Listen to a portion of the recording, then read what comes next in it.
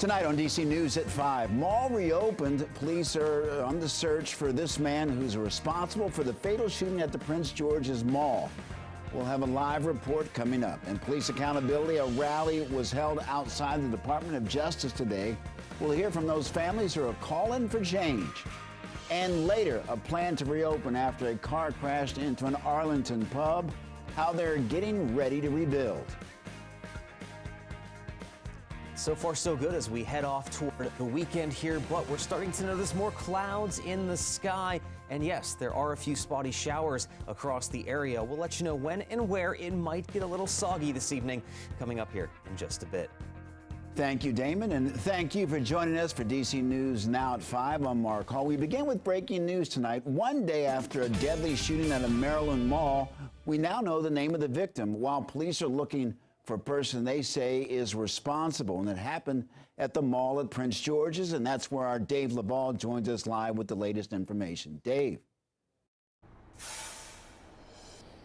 Well, Mark, shoppers are back at the mall. As you can see behind me, it is open for business. And as you said just a moment ago, Prince George's County Police hope you can help them find the person they believe is responsible for the deadly shooting. We want to show you a picture of the suspect. The shooting took place in the mall's food court around 4 o'clock yesterday afternoon. Police found 20-year-old Darian Herring of Hyattsville with gunshot wounds. He died at the scene. Anyone with information in this case is asked to call Prince George's County Police detectives, or if you want to remain anonymous, you can call Crime Solvers or use the P3 Tips mobile app. And also, there is a reward for information leading to the arrest and the indictment of the person responsible. We're live in Hyattsville. Dave LaValle, DC News Now. Dave, thank you. Well, new tonight, a juvenile has been charged after shots were fired on the National Mall overnight. 3 people were initially detained by Park Police. 2 adults were released. The juvenile was arrested and charged with carrying a pistol without a license. Metro Police say that they received phone calls of shootings in the area just after 1 this morning. U.S. Park Police arrived and found 3 vehicles parked along Constitution Avenue that were hit with gunfire, or no injuries were reported. Luckily, there were no people in the vehicles at the time. The streets were closed for several hours, but have since reopened. Well, in Maryland, a mother is facing murder charges in connection to the death of her daughter in Charles County. 45-year-old Virginia Stone was charged with second-degree murder. It happened back in September 2020. Police say they found 18-year-old Elizabeth Stone unresponsive on her bed. She was pronounced dead at the scene. An investigation revealed the girl was diagnosed with several medical conditions and didn't receive proper care. Stone was arrested in Westmoreland, Virginia, and extradited to Charles County. She's being held without bond. Well, the families of 2 men shot and killed by D.C. police last month are continuing to call for transparency and accountability from police today. Several organizations held a rally outside the Department of Justice. DC News Now's Daniel Hamburg was there. And Daniel, what's their #1 objective? Well, Mark, this group wants the 2 officers involved to be fired, and they want an independent investigation from the Department of Justice into the shootings and the department.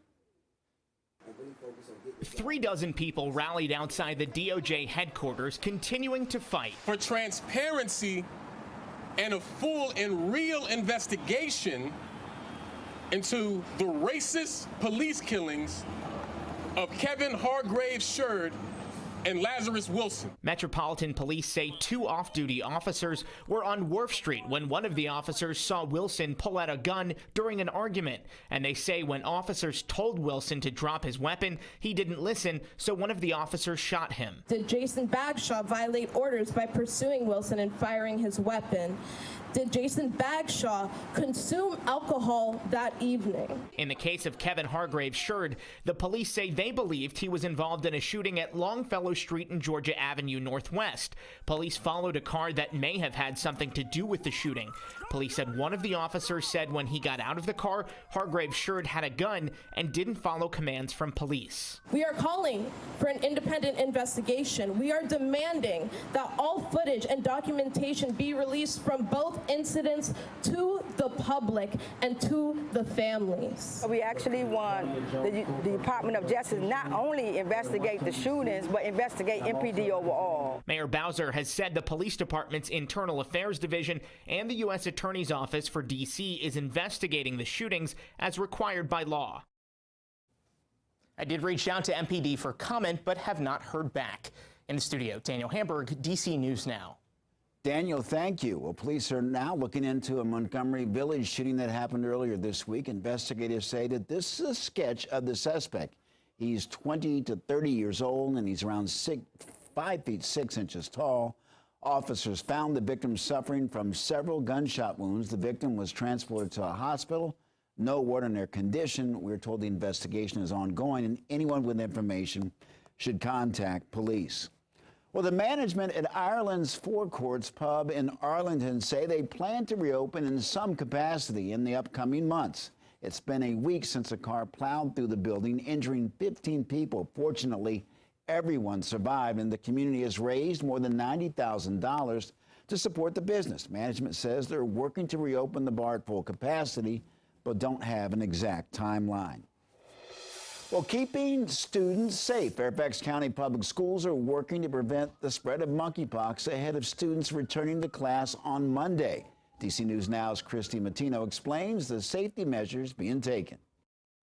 This new safety protocol comes as monkeypox continues to spread in our region. As of this morning, there have been 56 confirmed cases in Fairfax County alone. Ahead of students returning to school on Monday, FCPS released a statement saying this is a serious health concern that could touch the entire community.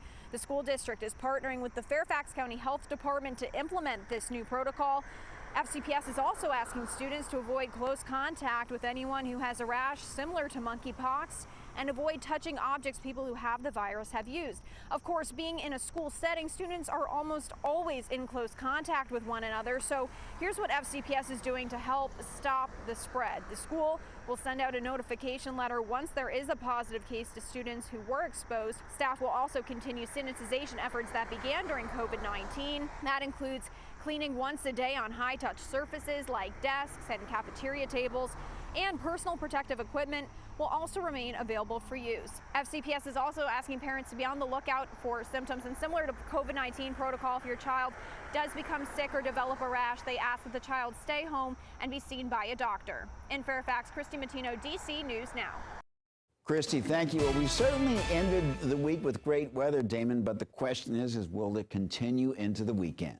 Well, Mark, Mother Nature, she's trying to hold on to this night as long as she can, but unfortunately some changes are on the way for this weekend. Now, first and foremost, the most noticeable thing for today is how much warmer it has gotten as we've climbed up into the upper 80s, even a few lower 90s. Everybody along the East Coast and into the Mid-Atlantic seeing just that. And in our neck of the woods here, we did pull in just enough moisture to make it feel decently muggy with those dew points back up to the upper 60s. Now, that extra warmth, that extra humidity with a storm system also nearing us from the south, well, we're seeing a little bit of spotty shower activity. Once again, most of this is concentrated across northern Virginia, just south of the Interstate 66 corridor.